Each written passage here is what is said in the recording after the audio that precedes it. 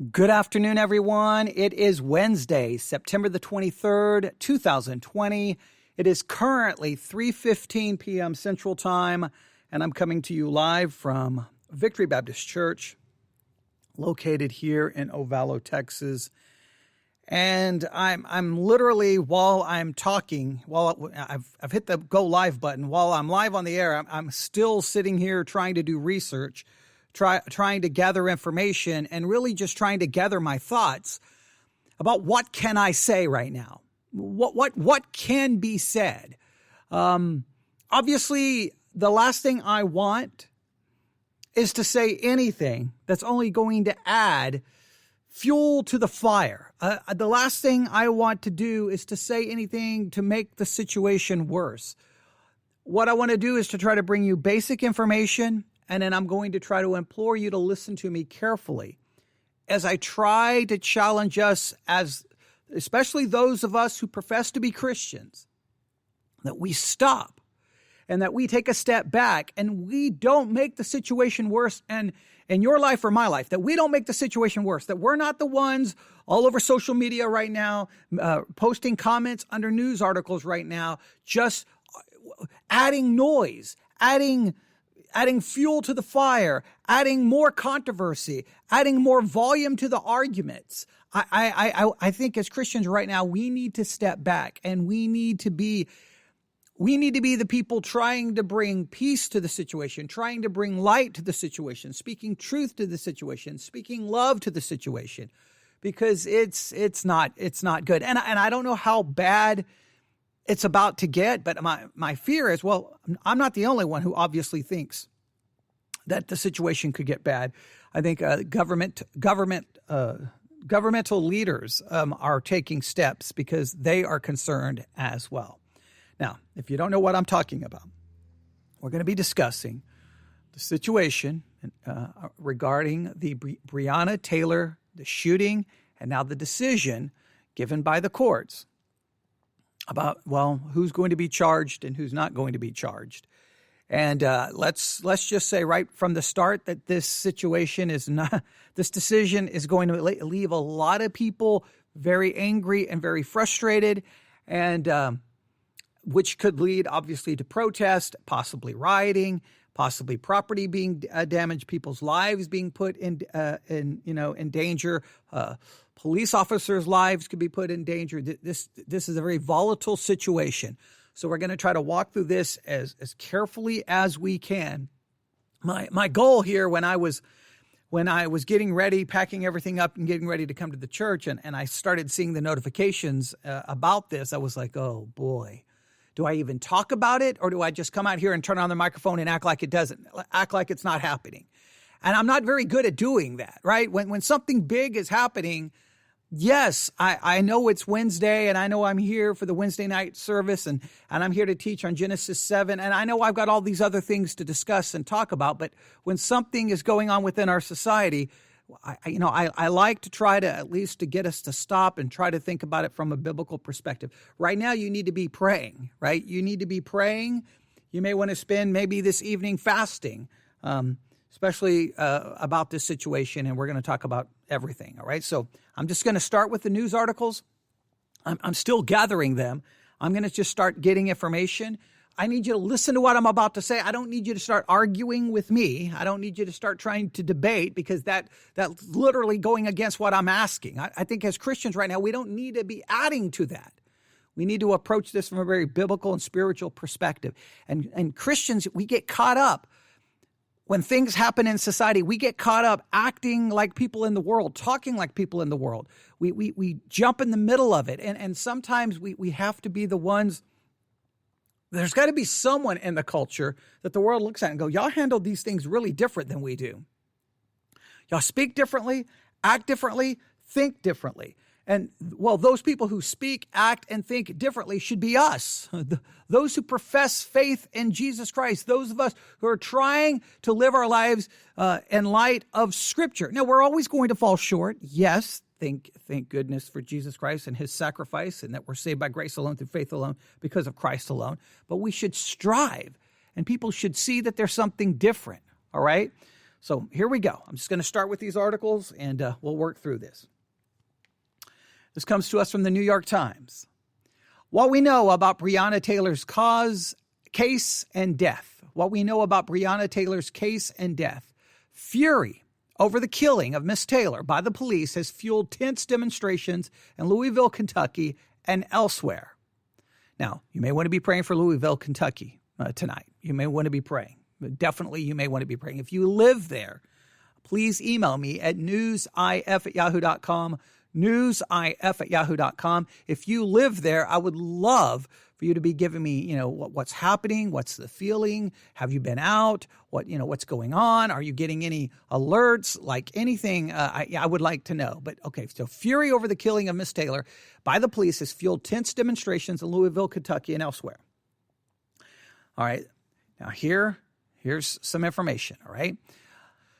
The death of Breonna Taylor, a black medical worker who was shot and killed by Louisville police officers in March during a botched raid on her apartment, led to wide-scale demonstrations in the spring and summer as the case drew more attention.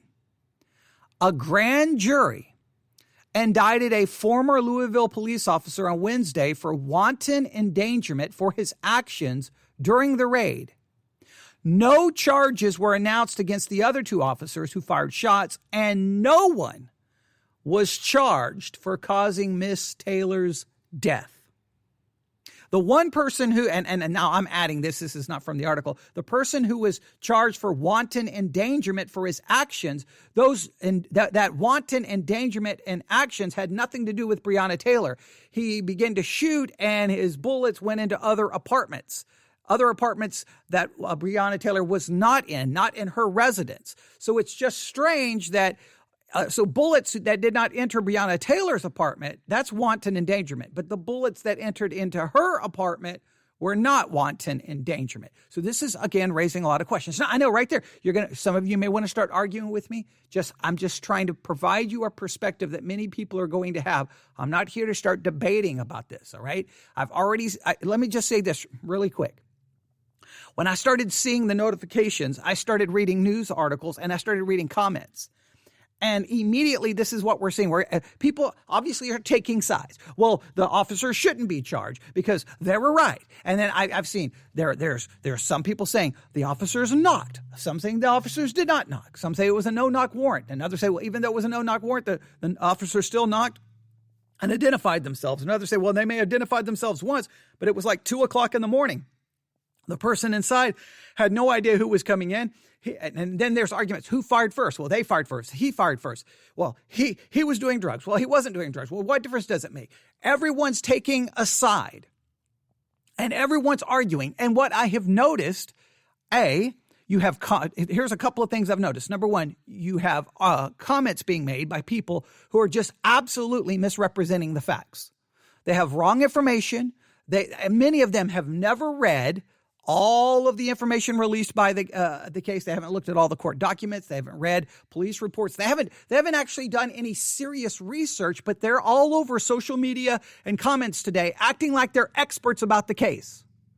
Don't be that person unless you've read every detail. I know I've watched a documentary about the Breonna Taylor shooting, and I've watched that documentary, and there's evidence this, and there's perspective this. I could go through everything, but even that, just watching one documentary on it does not make me an expert. So if you're going to just start jumping and start arguing with people like you're an expert, don't do that, because that's not the Christian approach. Speak truth, speak light. Don't speak, misrepresentation, half-truths, misinformation, because that only adds darkness to the discussion. It only adds fuel to the discussion. So that's number one. There's people out there just making all kinds of comments that clearly don't know what they're talking about. They're misrepresenting things. And in some cases, they're posting downright lies. Don't be that person. All right, that's number one. Number two, if you know a person and they're posting false information in regards to the shooting and you are 100% sure that it is false information, don't put them on full blast, but as a believer, call them to the side in a private message or on the phone or in person and say, hey, that's not true. Here's the correct information. In love. because we don't want misinformation to add more confusion and anger to the situation. We are not to do that. All right, so number one, don't spread false information. And number two, do everything you can to stop the spread of false information. All right, we don't want to do that. All right, and anything you can do, and I guess number three, anything you can do to be a peacemaker. All right, we know this scripture. Matthew chapter 5, we all know this, all right?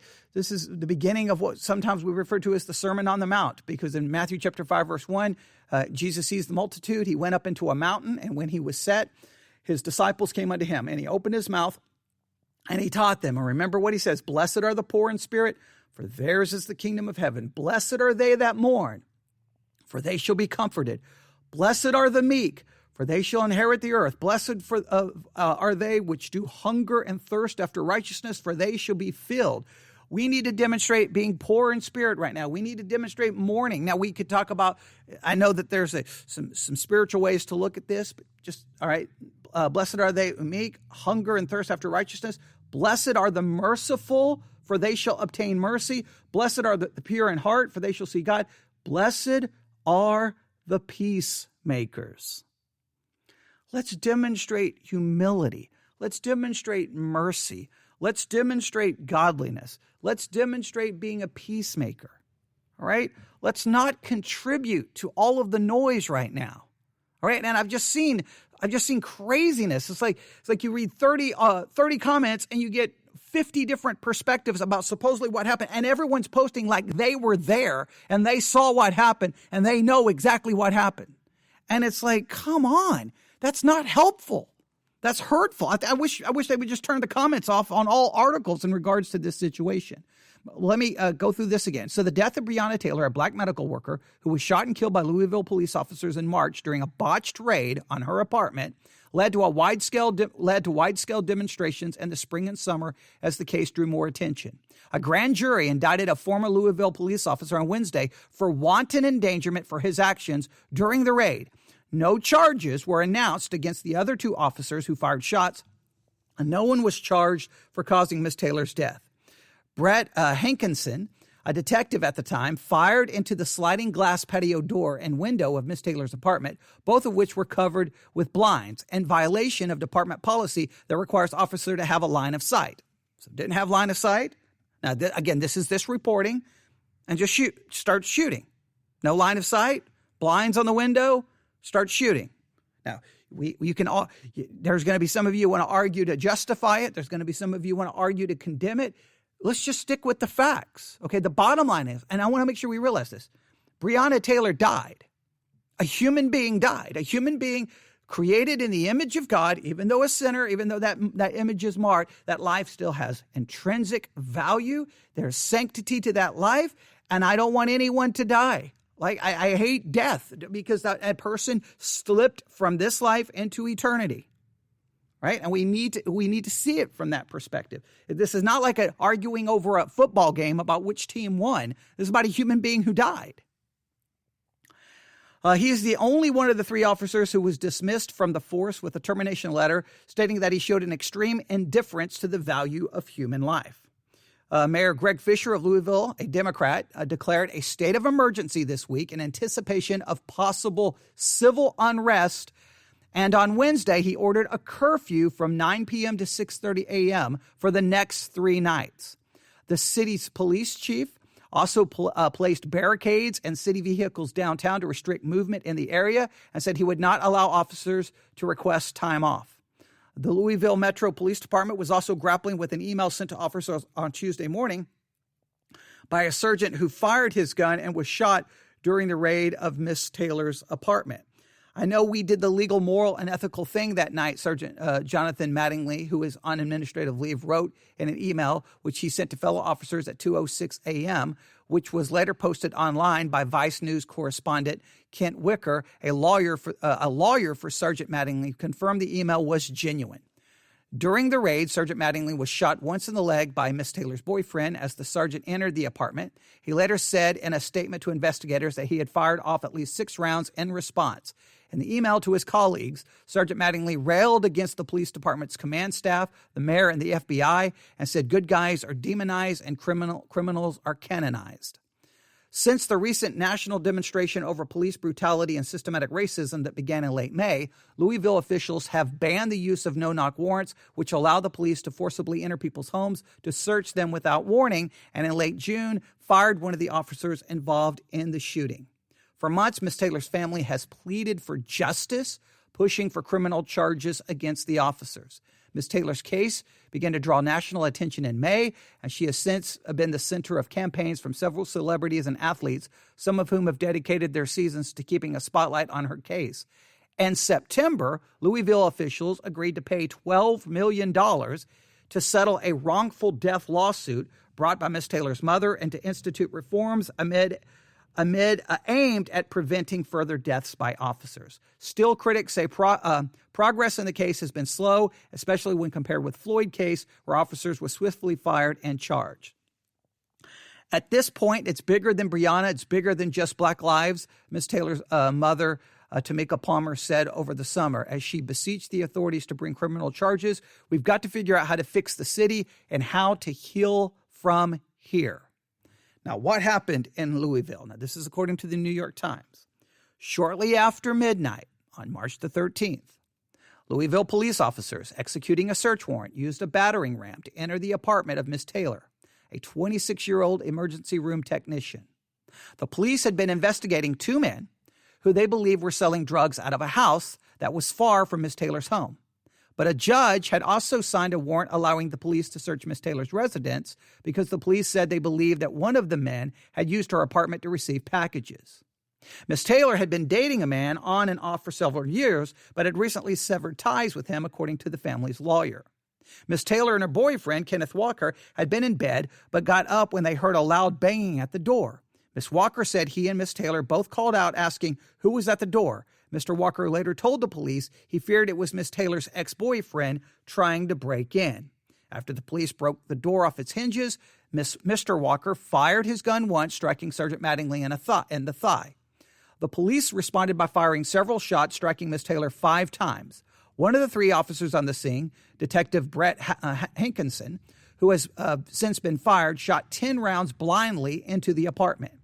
Mr. Walker told investigators that Miss Taylor coughed and struggled to breathe for at least 5 minutes after she was shot. According to the Louisville Courier-Journal, an ambulance on standby outside the apartment had been told to leave about an hour before the raid, counter to standard practice.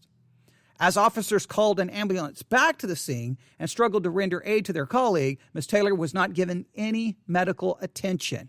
It was not until 12:47 a.m., about 5 minutes after the shooting, that emergency personnel realized she was seriously wounded after her boyfriend called 911.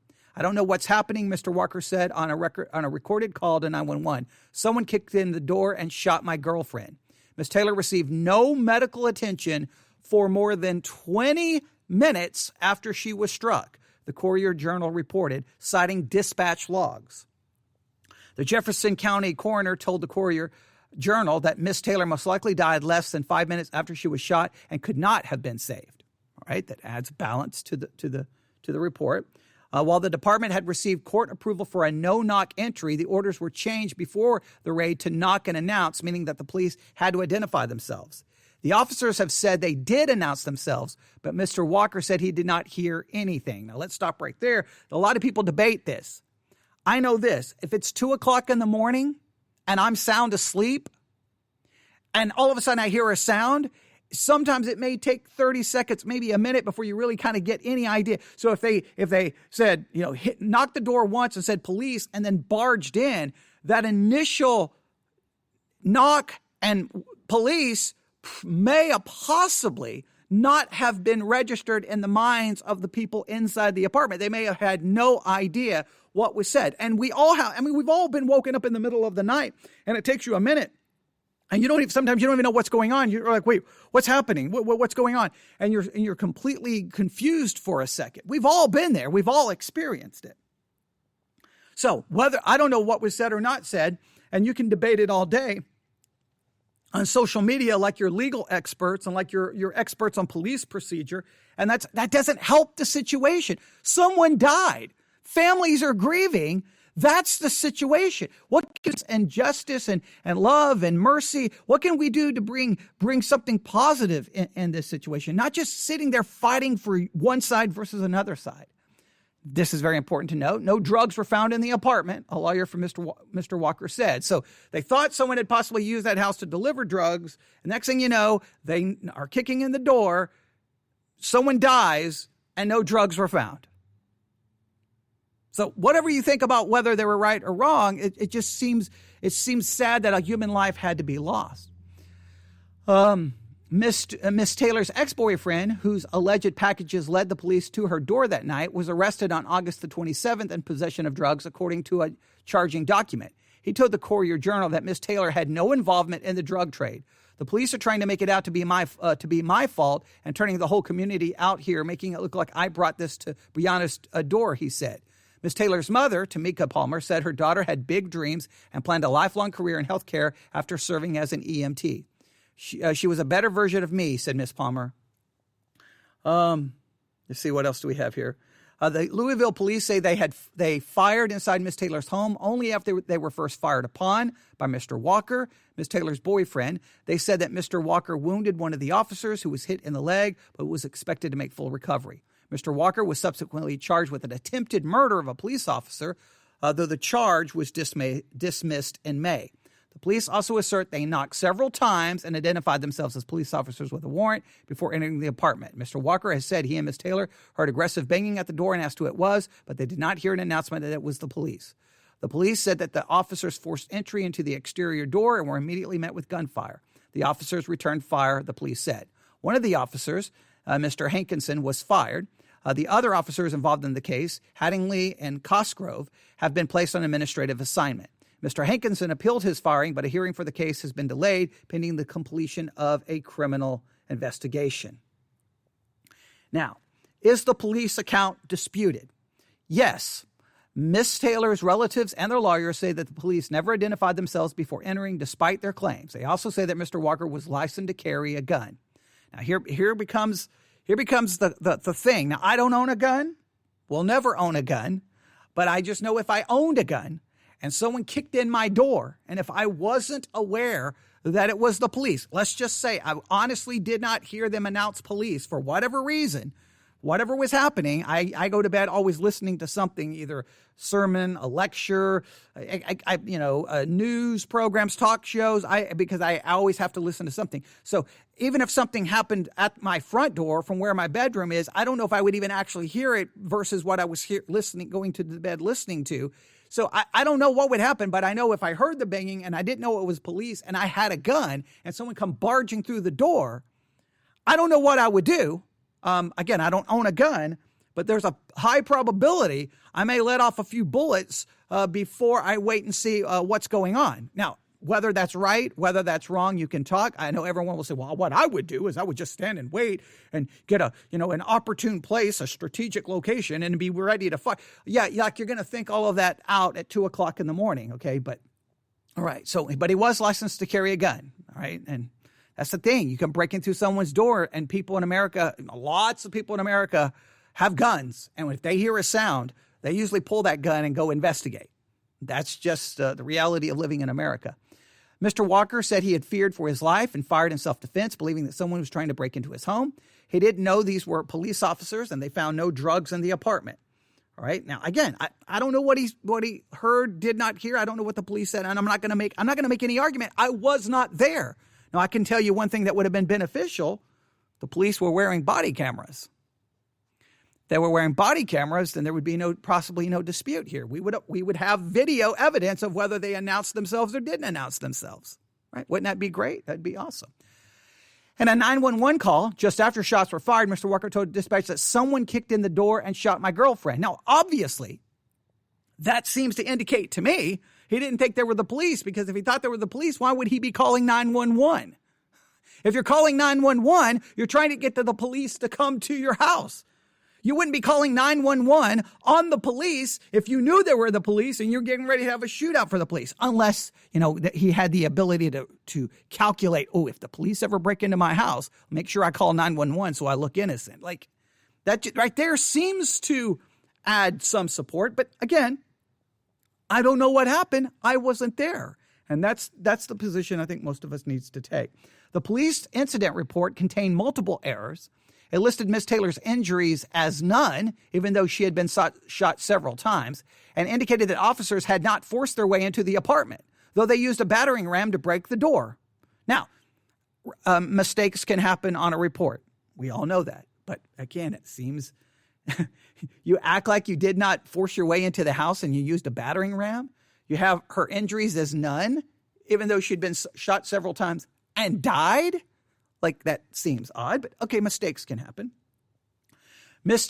Taylor's family also said it was outrageous that police felt it necessary to conduct the raid in the middle of the night. Their lawyer said the police had already located the main suspect in the investigation by the time they burst into the apartment. So they had already located the main suspect. So why did they need to go into her apartment? Okay, we could argue maybe they had illegal reasons. Maybe it was trying to shut down drug trade, whatever.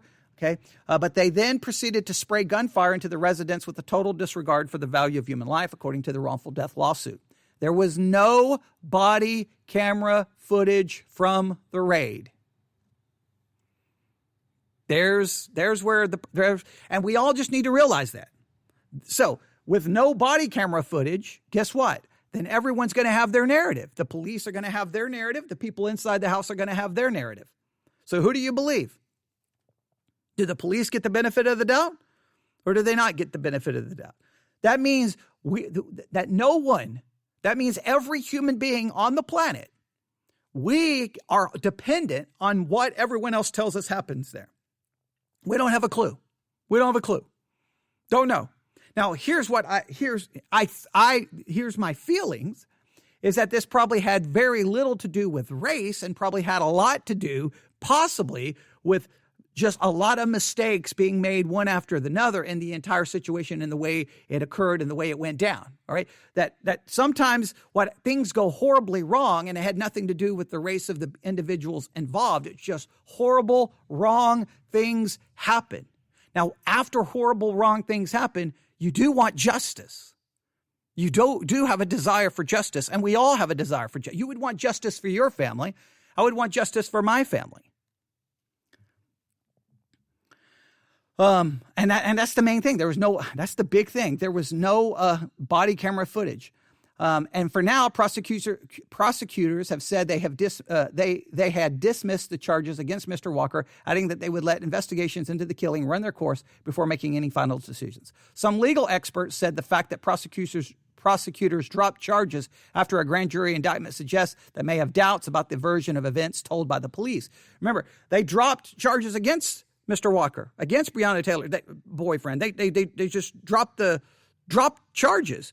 So that seems to indicate that they're like, well, I don't know if the police had this all right. But in spite of that, only one person is indicted. The other two, no charges. And the one indicted is indicted for, basically his, failure to do certain things, but had nothing to do with Breonna Taylor's death. In other words, they're not connecting their exact words. Let me go back to their exact words, because I don't want to misrepresent anything here. I got to go all the way back up here, all the way to the top here, for wanton endangerment for his actions during the raid, right? So his wanton endangerment, all right? Well, someone died. So, let's see here.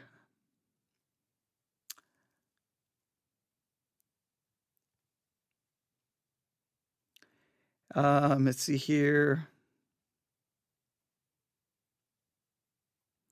All right. And so then they talk about, the protests, social media, and they talk about everything. Now, I could go right now. There's 466 comments under this article, and I could start reading you the comments, and I'm telling you, it's just going to be arguing. Some people are on the side of the police. Some people are on the side of Breonna Taylor. Someone died. There's no body cam footage. all we do is we can read these reports and go, well, that doesn't look, well, that doesn't sound good. Oh, God, that doesn't sound good. And you can sit there and try to make try to figure out someone died. That's the thing that should bother us. Let's see what else we have here. This is an update. Louisville sets curfew, calls National Guard with Breonna Taylor protest ahead. There you have it. So now we have a curfew and the National Guard has been called in. Downtown streets are still closed and the city remains on the edge Wednesday after Kentucky Attorney General announced just one of the 3 police officers at the center of Breonna Taylor's case will face charges. I'm watching a video right now. I don't know okay. All right. I thought that was like a riot going on right now. They're showing footage from previous protests. I was like, whoa, what's happening? Okay. Brett Hankinson was indicted Wednesday on 3 accounts of first-degree wanton endangerment as grand jury determined he placed the lives of Taylor's neighbors at risk when he fired through a window into her apartment the night she was killed. Please note, he's charged for putting Breonna Taylor's neighbors at risk. Okay. Not Breonna Taylor, who was shot and killed. He supposedly didn't put her at risk, but the neighbors were put at risk. The other 2 officers who fired their weapons that night will not be charged. Louisville mayor also put in place a county-wide curfew from 9 p.m. to 6:30 a.m. on Wednesday, Thursday, and Friday. Protesters took to the street in the aftermath of Cameron's announcements. Okay, I'm seeing some of the protests happening right now. Okay, Louisville was placed under a state of emergency. They've closed down a more than 25-block perimeter to traffic. Most city administrative buildings and other businesses were boarded up in anticipation of the decision. Protests in Louisville related to Taylor's death in March have been taking place for more than 100 consecutive days. All right. Yeah, and I'm just looking at everything else. Here's how NPR reported on it just a few minutes ago. Let's listen to this. This message comes from NPR sponsor PRX, featuring Criminal. Criminal reports on the most curious crimes, like the first animals put on trial or the first streaker at the Super Bowl. Criminal, the first of its kind. Listen now on Apple Podcasts or at thisiscriminal.com. Live from NPR News, I'm Lakshmi Singh. Difficult day in Louisville, Kentucky, as expressed moments ago by the state's Attorney General Daniel Cameron on charges related to Breonna Taylor's death. There's no doubt that this is a gut-wrenching, emotional case, and the pain that many people are feeling is understandable. I deeply care about the value and sanctity of human life. It deserves protection, and in this case, a human life was lost. We cannot forget that. He talked about having to tell Taylor's family that only one of 3 officers has been charged in connection with the deadly shooting and that the 3 counts against Detective Brett Hankinson were not directly tied to her death. Hankinson faces charges of wanton endangerment in the first degree for firing indiscriminately into several other apartments as they were working a narcotics investigation. Taylor, an African-American EMT in her 20s, was struck 6 times. WFPL's Eleanor Klebanoff has reaction from the Taylor family's attorney. An attorney, Ben Crump, for their family, wrote on Twitter, "This is outrageous and offensive," and said, quote, "If Brett Hankinson's behavior was wanton endangerment to people in neighboring apartments, then it should have been wanton endangerment in Breonna Taylor's apartment, too. In fact, it should have been ruled wanton murder." That's Eleanor Klebanoff reporting. Flags are lowered to half-staff. There you have their report. There's going to be a lot more. There's going to be all kinds of debates and arguments about this case. I don't know what's going to happen in Louisville. I don't know how bad. Hopefully the protests remain peaceful. I don't know ultimately what they can possibly accomplish. I know people want justice. Some will say justice was done. Some will argue this was not justice. There's going to be lots of disputes. Please pray for Louisville. Pray for everyone there. Pray for the businesses. Pray for the police officers. Pray for Breonna Taylor's family. I mean, pray for everyone. I mean, I wish, I mean, it feels, sometimes it feels so useless sometimes to say that. Pray for everyone. Breonna Taylor's dead. Our prayers can't bring her back. But pray for people's safety, for the protection of people, and just pray that as Christians we can. I don't look in a situation like Breonna Taylor, a situation George Floyd, any of these situations. What I want from people is I don't want them to see me as quote unquote being conservative or quote unquote being liberal. I don't want them to see me as being white or black. I don't want them to see a race. I don't want them to see a political ideology. What I want them to see is hopefully spiritual wisdom and the love of God, and hopefully a desire to try to bring peace to a situation. And I just think that's important. There's just a couple of scriptures that just come to mind right now. Micah chapter 6, I know this has obviously clear historical context, but you probably know this verse, Micah 6:8. He hath showed thee, O man, what is good, and what doth the Lord require of thee, but to do justly, and to love mercy, and to walk humbly with thy God. We want justice, obviously a righteous justice, but all we can do is hope that justice will be ultimately served. That we want to love mercy, show mercy, love even, we're supposed to love our neighbor, supposed to even love our enemy, and we're to walk humbly with our God. We want to walk humbly with our God. Obviously, we know Romans chapter 12, verse 19.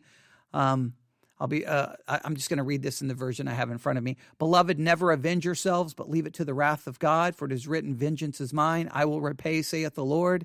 That's not easy to hear if it was your family member.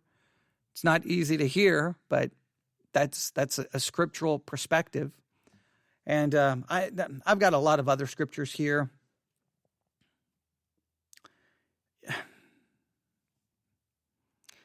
Yeah, it's just difficult. It's just difficult. I wish I had better things to say. I just want to challenge you. Please don't be one of the individuals spreading don't be slow to speak. Be slow to speak. Be swift to hear. If you know someone who's upset about this, like if you have a coworker, and sadly, a lot of the people's reactions are going to be, the different reactions in many cases are going to be more based on people's race than it is anything else. Like some people of one race may be more upset about this situation than other people. If you're not one of the ones that are upset, but someone else is, listen. Allow them to speak. Allow them to share their frustrations. Allow them to. It doesn't have to turn into a political argument. It doesn't have to turn into an ideological argument. There are human beings who are upset and angry. Whether you completely agree or disagree, what you want to do is you want to minister to people. Minister. Christians, we need to get a different perspective. How can I minister to people? Not how can I win an argument for my political ideology or for my perspective. How can you minister? Do the work of ministry. You're supposed to go to church to be equipped to do the work of ministry. Well, you're not going to do the work of ministry is when people are suffering, frustrated, angry, mad, even if their attitude is sinful. The key is not always I'm going to argue with them and prove my point. Well, then it becomes a personal thing. Right? How can you minister to someone? And let me say this. You are to minister to those, not just those who look like you, sound like you, talk like you, who believe in the same political views as you. You're to minister to all people. You're to love your enemy. You are to try to bring the gospel and truth to everyone. And what we do is we find ourselves like, you can almost imagine that here's like in the middle of a street, and here's one side going, Breonna Taylor was murdered. This is evil. The police should be removed. The police should all be fired. Maybe they even start chanting, defund the police. And then the other side is like, no, we defend the police. We stand up for the police. The police were right. And you see the two sides arguing, right? And fighting and fighting and fighting. The Christian is the one standing in the middle and saying, how can I minister to both sides? How can I minister to you? How can I hear your frustration? What do I need to say to these people about forgiveness and love and mercy? And what can I say to these individuals and turning their focus to God? Like what we do is instead of walking into the middle to minister, we pick the side and then we start yelling at the other side. And then at that point, we don't see the other side as people that we need to minister to. We see the other side as the side that needs to be defeated and the side that needs to be silenced. For example, on the way here, American Family Radio was, now I went Christian radio sometimes. Okay. So we get the announcement of the Breonna Taylor decision, knowing right now that, Louisville, Kentucky is on edge and National Guard's being called in, all of these things that are happening. But Christian radio on American Family Radio today, they decided to do a special broadcast on So I thought, okay, that's going to be a call for prayer for Louisville. It's going to be a call for and no. They decided to do an hour about the evils of Black Lives Matter, the organization, okay, the evils that it's a Marxist, organization trying to destroy the world and all that. And look, I've stated, listen, so I don't want anyone ripping my words out of context. I've stated clearly that the phrase Black Lives Matter, obviously I have no problem with those words, Black Lives Matter, because their lives do matter, all right? I got no problem even saying that, especially in light of a case like George Floyd. I got no problem saying, yes, Black Lives Matter, but there is the slogan and then there's the organization. I don't agree with the many of the principles and beliefs and agenda of the organization, and we can speak against the organization. But here's the thing. The Christian perspective is there's Black Lives Matter, and then here's people on the other side. As a Christian, how do I minister to someone who's a part of Black Lives Matter? My goal is not to just convince them that Black Lives Matter is a bad organization and then to come over to the other side. No. My desire is to call them to faith and repentance in Jesus Christ. Black Lives Matter shouldn't be seen as an organization that we need to try to defeat by who we vote for and what. No. How can I minister to people who believe that? How can I minister to the person standing in the street in your city wearing a Black Lives Matter shirt, screaming, defund the police?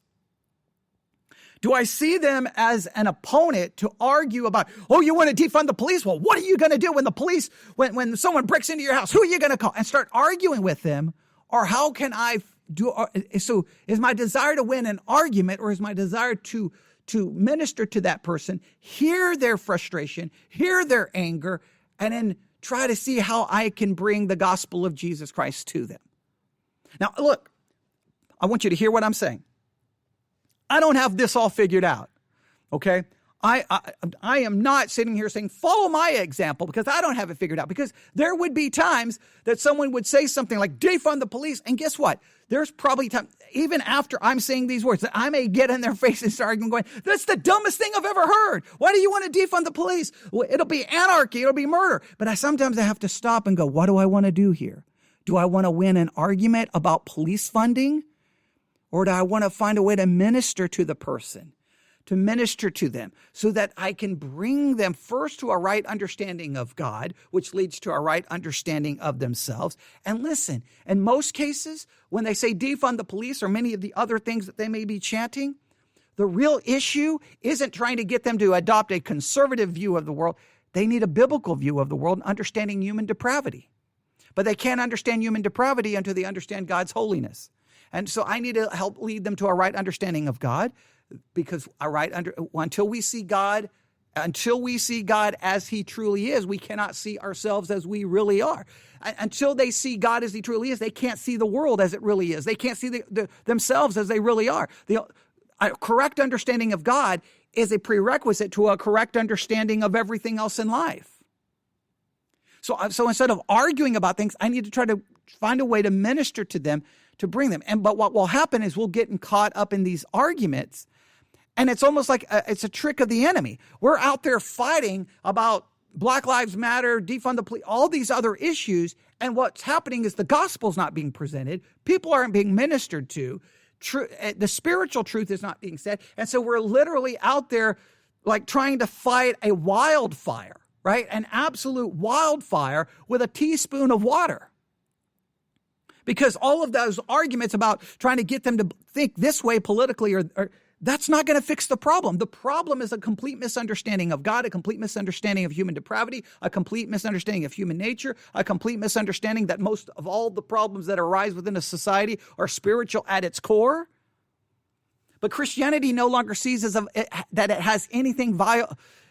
People don't look to Christianity for answers because they think Christianity now is nothing more than a political ideology that's more in line with Trump and Republicans. They don't see it as offering anything other than a political ideology. Christians are almost now equated with Republicans, President Trump, etc. You don't understand that demonstrates the utter complete failure of Christianity.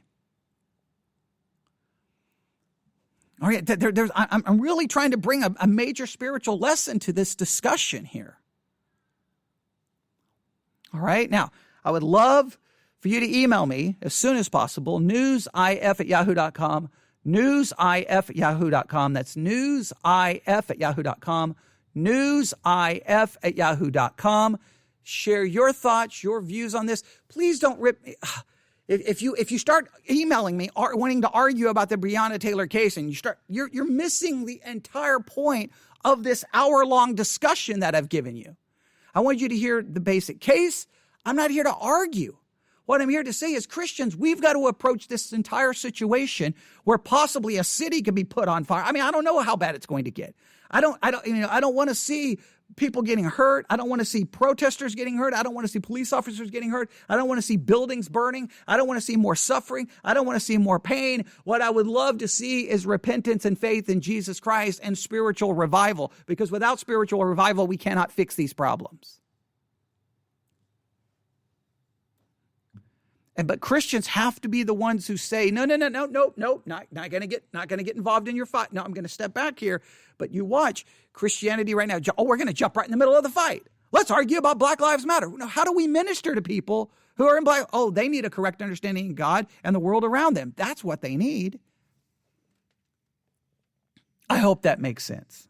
All right, I'll stop right there. You can email me at newsif@yahoo.com, newsif@yahoo.com. I know I just now offered probably the opinion that everyone's going to get mad at. I know I did not offer the opinion of, obviously, American Family Radio. I know I'm not offering the opinion that I've seen many Christian leaders offer up today. That's okay. So, someone's got to try to say, stop, time out here, guys. We're all missing the point. We're losing the plot. We're losing the narrative. So, all right. I'll wait for your email. All right. Everyone have a great day. I'll be back on the air shortly. God bless.